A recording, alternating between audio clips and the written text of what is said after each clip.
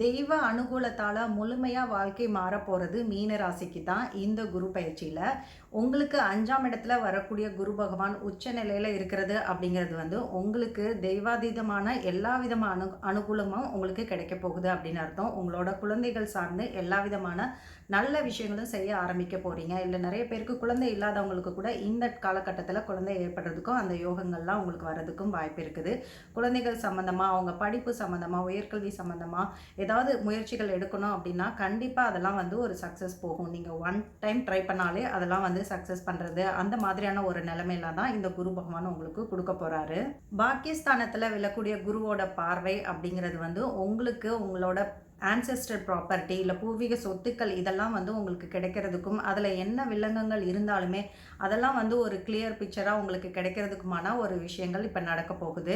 அதே மாதிரி உங்க குலதெய்வம் சம்மந்தமான நெறைய விஷயங்கள நீங்க முன்னெடுத்து வைப்பீங்க. குலதெய்வ கோயிலுக்கு போறது நெறைய வருஷமா தடைப்பட்டுட்டு இருந்தது. பங்காளி சண்டையினால போகாம இருக்கிறது, இந்த விஷயங்கள்லாம் இனிமே தீரப்போகுது. கண்டிப்பான முறையில குலதெய்வத்துக்கு விருப்பமான ஒரு விதத்தில நீங்க அந்த பூஜைகள்லாம் செய்ய ஆரம்பிப்பீங்க. அதன் மூலமா அந்த தெய்வ அனுகூலம் அப்படிங்கிறது உங்க ஃபேமிலிக்கு முழுமையா கிடைக்க ஆரம்பிக்க போகுது.